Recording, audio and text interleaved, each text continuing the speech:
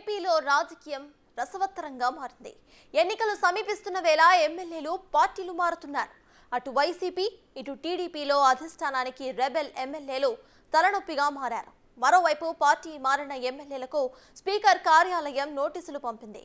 Speaker కార్యాలయంలో ఇవాళ అనర్హత పిటిషన్లపై విచారణ జరగబోతుంది. వైసీపీ రెబెల్ ఎమ్మెల్యేలను ఉదయం 12 గంటలకు విచారణకు హాజరు కావాలని, అలాగే టీడీపీ రెబెల్ ఎమ్మెల్యేలను మధ్యాహ్నం 2:45 రావాలని స్పీకర్ కార్యాలయం నోటీసులు జారీ చేసింది.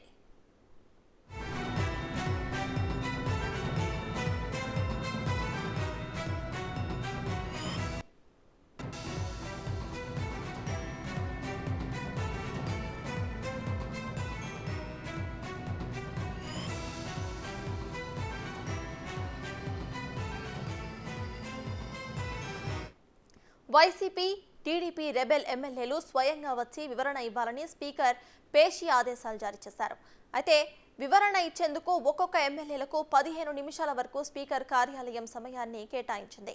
వైసీపీ రెబెల్ ఎమ్మెల్యేల హాజరుపై ఉత్కంఠ కొనసాగుతుంది. వివరణ ఇవ్వాలా వద్దా అనే దానిపై వైసీపీ రెబెల్ ఎమ్మెల్యేలు న్యాయ నిపుణుల సలహాలు తీసుకుంటున్నారు. ఇప్పటికే వివరణ ఇవ్వడానికి 30 రోజులు గడువు కావాలని వైసీపీ రెబెల్స్ స్పీకర్కు లేఖ రాశారు.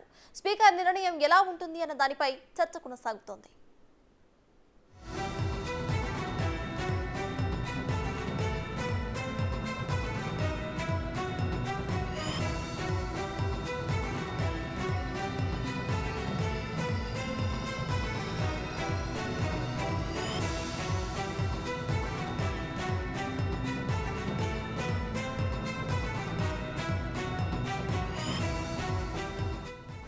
తన రాజీనామాను స్పీకర్ హడావుడిగా ఆమోదించడం వెనుక కుట్ర ఉందని టీడీపీ నేత గంటా శ్రీనివాస్ ఆరోపించారు.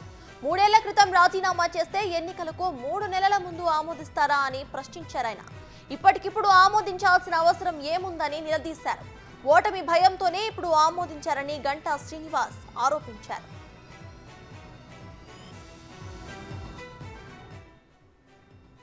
అలా 11 నెలల మరి దాదాపు ఇంకొక 15-20 డేస్లో 3 ఇయర్స్ కంప్లీట్ అవుతుంది నేను రాజీనామా చేసి. అంటే ఈ 3 ఇయర్స్లో మధ్యలో ఆయన పర్సనల్గా కలిసాం, ఆయన ఇంటికి వెళ్ళి ఫోన్ ద్వారా రిక్వెస్ట్ చేసాం. కాకపోతే అక్కడ స్పీకర్ గారు కూడా ఆయన హెల్ప్లెస్నెస్ తెలియజేశారు. ఆయన చేతిలో ఏముంది మన అందరికీ తెలిసిన విషయమే. ఏం చేయాలన్నా మళ్ళీ ముఖ్యమంత్రి గారి దానికి కన్సెంట్ ఇవ్వాలి. స్పీకర్ గారు సర్వస్వతంత్రులు యాక్చువల్గా అయితే. కానీ ఈ సిస్టంలో స్పీకర్ గారి చేతిలో ఏమి లేకుండా అది కూడా ముఖ్యమంత్రి గారు కనుసన్నల పేరుకు నడుచుకునే సిస్టమ్ ఈరోజు రాష్ట్రం నడుస్తుంది. కాబట్టి స్పీకర్ గారు ముఖ్యమంత్రి గారి ఆదేశాలు లేవని చెప్పని ఆయన రాజీనామాని ఆమోదించలేదు. Okay right, ఆమోదించలేదు. మీకు రకరకాల కారణాలు. ఎందుకంటే ఆ రాజీనామా ఆమోదిస్తే బై ఎలక్షన్లు వస్తాయి. బై ఎలక్షన్లు వస్తే స్టీల్ ప్లాంట్ కోసం రాజీనామా చేసిన దీని మీద ఇక్కడ పోటీ చేస్తే ఆ మ్యాండేట్ ఎలా ఉంటుందో జగన్మోహన్ రెడ్డి గారికి బాగా తెలుసు. ఈ రూలింగ్ పార్టీకి ఒక చెంప దెబ్బ తగులుతుంది. కాబట్టి ఆ రిస్క్ తీసుకోవడం ఇష్టం లేక రాజీనామాని మీరు ఏదేదో కారణాలు చెప్పి దాన్ని వాయిదా వేశారు. మరి ఈరోజు ఇక 3 నెలలు కూడా ఇంక ఎన్నికలకి టైం లేదు. ఏప్రిల్ 16 ఎన్నికలు ఆల్రెడీ పార్లమెంట్ ఎన్నికలకు సంబంధించి ఆ నోటిఫికేషన్ కూడా ఇండికేట్ చేశారు. స్టేట్ ఎలక్షన్ కూడా మొత్తం అదే డేట్ అంటే దాదాపు ఇంకొక 2 months 20 డేస్లో ఎలక్షన్లకు మొత్తం మన రాష్ట్రంలో జరగబోతా ఉన్నాయి. అంటే 3 ఏళ్ల క్రితం చేసిన రాజీనామాని 3 నెలలు కూడా లేని ఈ సమయంలో ఈ రాజీనామాని ఇప్పటికిప్పుడు ఒక దొంగచాటుగా కనీసం రాజీనామా చేసి 3 ఏళ్ళు అయితే అప్పుడు రాజీనామా చేశారు, స్టిల్ దానికి మీరు హోల్డ్ అయి ఉన్నారా లేదా, మీ రాజీనామాను యాక్సెప్ట్ చేయమంటారు వద్దా అని కనీసం మినిమం సాంప్రదాయాలు కొన్ని విలువలు కొన్ని రోజు రాజకీయాల్లో పాటించాల్సిన అవసరం ఉంది. అది కూడా కనీసం చేయకుండా అప్పటికప్పుడు దొంగచాటుగా ఆ రాజీనామాని ఆమోదించారంటే దీంట్లో ఒక రాజకీయ కుట్ర కోణం ఏముందో మనందరూ కూడా అర్థం చేసుకోవచ్చు. లేదా మేమో లేదా మీరో కాదు, ఈరోజు ఒక 1 year చిన్న పిల్లవాడు అడిగినా కూడా ఎందుకు ఈ రాజీనామా 3 ఏళ్ల తర్వాత హడావిడిగా యాక్సెప్ట్ చేశారు అంటే అందరికి తెలిసిన ఒకే ఒక సమాధానం ఏం లేదు. రానున్న రాజ్యసభ ఎన్నికలు ఉన్నాయి.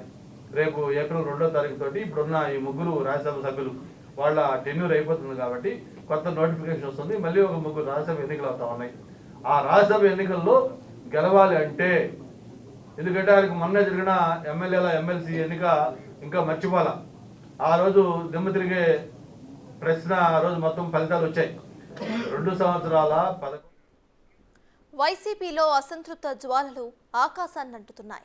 అధినేత బుజ్జగింపులు చర్చలతో బిజీగా ఉంటే కింది స్థాయి నేతలు విమర్శలు రాజీనామాలతో పార్టీపై కత్తులు దూస్తున్నారు. వచ్చే ఎన్నికల్లో ఫ్యాన్ జోరు ఉండదన్న అనుమానాలు వ్యక్తం చేస్తున్నారు.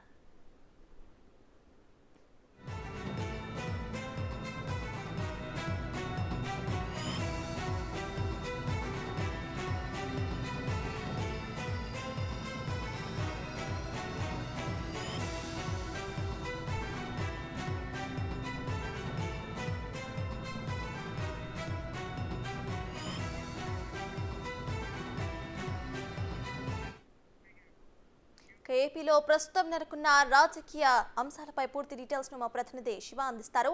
శివ, చెప్పండి. మనం చూస్తే ఏపీలో రాజకీయం ఇంకా ఇంట్రెస్టింగ్ గా మారుతున్నట్టు చూడొచ్చు. ఇక ప్రెసెంట్ రెబెల్ ఎమ్మెల్యేలు ఎవరైతే ఉన్నారో వాళ్ళందరినీ కూడా స్పీకర్ ముందు హాజరు కావాలని స్పీకర్ నోటీసులు ఇచ్చినట్టు తెలుస్తోంది. సో దీనిపై మీ దగ్గర ఉన్న అప్డేట్స్ ఏంటి? సత్తాజ్ మొత్తం మీద చూసుకుంటే వైఎస్ఆర్సీపీకి సంబంధించి నలుగురు ఎమ్మెల్యేలు ఎమ్మెల్సీ ఎన్నికల్లో టీడీపీకి మద్దతు పలికారు. అలాగే నలుగురు టీడీపీ శాసనసభ్యులు వైఎస్ఆర్సీపీకి ఏదైతే వ్యక్తిగత పనులు తదితర అంశాల నేపథ్యంలో కూడా వైఎస్ఆర్సీపీకి మద్దతు పలికారు. వీరిద్దరిపైతో పాటుగా తాజాగా జనసేనకు సంబంధించిన రాపాక వరప్రసాద్, ఆయన కూడా జనసేనలో గెలిచి వైఎస్ఆర్సీపీకి వెళ్ళిపోయిన పరిస్థితి కనిపించింది. సో ఈ నేపథ్యంలో వీరెవరూ కూడా అధికారికంగా పార్టీ కండువ కప్పుకోలేదు, కానీ రాజకీయంగా ఆయా పార్టీల్లో కొనసాగుతున్నారు. ఈ నేపథ్యంలో రానున్న ఎన్నికల దృష్టిలో పెట్టుకుంటే రాజ్యసభ ఎన్నికలను దృష్టిలో పెట్టుకొని ఖచ్చితంగా ఎన్నికల్లో రాజ్యసభ ఎన్నికలకు సంబంధించి బలాబలాల నేపథ్యంలో పూర్తి స్థాయిలో తగ్గించాలనే ఏకైక ధ్యేయంతో వైఎస్ఆర్సీపీ రాజకీయంగా వ్యూహాలు పన్నుతోంది. ఆ వ్యూహాల్లో భాగంగానే ప్రధానంగా చూసుకుంటే ఇప్పుడు త్వరలో జరగబోతున్న రాజ్యసభ ఎన్నికలకు సంబంధించి 175 శాసనసభ స్థానాలుంటే 44 మంది మద్దతు పలకాల్సిన పరిస్థితి కనిపించింది. ఈ నేపథ్యంలో తెలుగుదేశం పార్టీకి 19, వైఎస్ఆర్సీపీ నుంచి వచ్చిన నలుగురితో 23 ఉన్నారు. గతంలో వైఎస్ఆర్సీపీకి సంబంధించి 151 మంది ఉన్న పరిస్థితి కనిపించింది. అయితే నలుగురు అటు నుంచి ఇటు అటు మారడంతో వైఎస్ఆర్సీపీ బలం 152 చేరుకుంది జనసేన మద్దతు. సో ఈ నేపథ్యంలో రానున్న రాజ్యసభ ఎన్నికలకు సంబంధించి వైఎస్ఆర్సీపీలో సీట్ల మార్పులు చేర్పులకు సంబంధించి 28 మంది శాసనసభ్యులు ఆ పార్టీ సిట్టింగ్ స్థానాలకి టికెట్లు కేటాయించలేదు. దాంట్లో 10 మంది శాసనసభ్యులు ఇప్పటికే టీడీపీలో చేరేందుకు, టీడీపీకి మద్దతు పలికేందుకు నిర్ణయం తీసుకున్నారు. దాదాపుగా 24, 34 శాసనసభ స్థానాలకి తెలుగుదేశం పార్టీ మద్దతు లభిస్తూ ఉంది. ఇక 44 అంటే ఇంకొక 10 స్థానాలు మాత్రమే రావాల్సిన పరిస్థితి ఉంది. ఈ నేపథ్యంలో మిగిలిన 18 మందిలో కూడా తెలుగుదేశం పార్టీ తమ వైపు తిప్పుకునే ప్రయత్నాలు చేస్తోంది. ఈ ప్రయత్నాల్లో భాగంగానే తెలుగుదేశం పార్టీకి సంబంధించిన 9, వైఎస్ఆర్సీపీకి సంబంధించిన 9, జనసేనకు సంబంధించిన 1 వీరు మొత్తంపై కూడా అనర్హత వేటు వేయాలని చెప్పి ఆయా రాజకీయ పార్టీలు ఒత్తిడి తీసుకొస్తున్న పరిస్థితి కనిపించింది. ఈ నేపథ్యంలో స్పీకర్ ఇప్పటికే తెలుగుదేశం పార్టీకి సంబంధించిన నేతలకు 2 సార్లు నోటీసులు ఇవ్వడం, అలాగే వైఎస్ఆర్సీపీకి సంబంధించి టీడీపీలోకి వెళ్ళిన వారికి 3 సార్లు నోటీసులు ఇవ్వడం జరిగింది.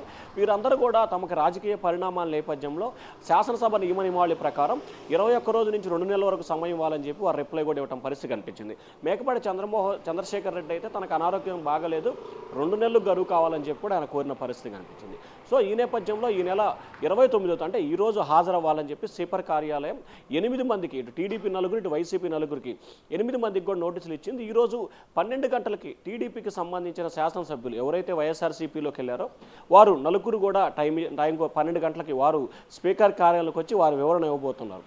ఆ తర్వాత 2:45 వైఎస్ఆర్సీపీ నుంచి టీడీపీలోకి వెళ్ళిన మిగిలిన 9 కూడా స్పీకర్ కార్యాలయంలో వివరణ ఇవ్వబోతున్నారు. అయితే మద్దాలగిరికి సంబంధించి ఆయన టీడీపీ నుంచి వైసీపీకి మద్దతుదారుగా ఉన్నారు. ఆయన ప్రస్తుతం విదేశీ పర్యటనలో ఉన్న నేపథ్యంలో తన గడువు కావాలని చెప్పి ఆయన కోరిన పరిస్థితి కనిపించింది. సో ఈ నేపథ్యంలో 8 మంది శాసనసభ్యులకు సంబంధించి అనర్హత వేటు వేస్తారా, లేకపోతే వీరు చెప్పిన వాటిని పరిగణలోకి తీసుకొని మరికొంత గడువు ఇస్తారా అనే దానికి సంబంధించి అయితే స్పష్టత రావాల్సిన పరిస్థితి కనిపిస్తూ ఉంది.